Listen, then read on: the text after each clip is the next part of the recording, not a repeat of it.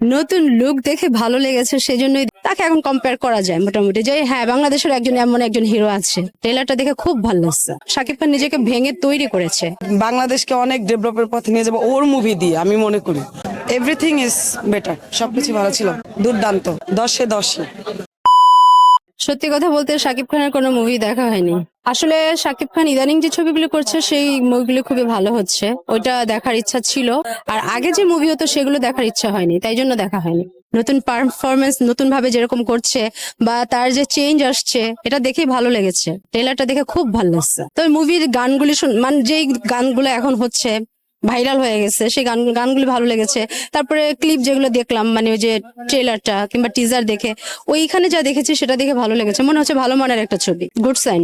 শাকিব খানের পরিবর্তন দেখে আমরা সত্যি কথা বলতে শাকিব খান তো মানে তার ওভারঅল একজন নায়ক যেমন হওয়ার কথা তেমন। শাকিব খান নিজেকে ভেঙে তৈরি করেছে। আজকে এখন যেইভাবে সে হচ্ছে যে সমস্ত মুভিতে কাজ করছে, বা মুভির গল্প হোক, তারপর হচ্ছে তার লুক, তার সবকিছু মিলে এখন মনে হচ্ছে যে না, এটা একটা মানে ইন্টারন্যাশনাল মানের। অন্যান্য আমরা বলিউডে যেমন দেখি ওইখানকার নায়কের সাথে আমাদের বাংলাদেশের হিরো, তাকে এখন কম্পেয়ার করা যায় মোটামুটি, যে হ্যাঁ বাংলাদেশের একজন এমন একজন হিরো আছে। তো সেদিক থেকে ভালো লাগছে। এটা নায়কের সব নায়িকার সাথে কাজ করা উচিত। এভরিথিং ইজ বেটার, সবকিছু ভালো ছিল, দুর্দান্ত, 10-এ 10। এটা বেস্ট। ওর প্রত্যেকটা মুভি আমি দেখছি মোটামুটি।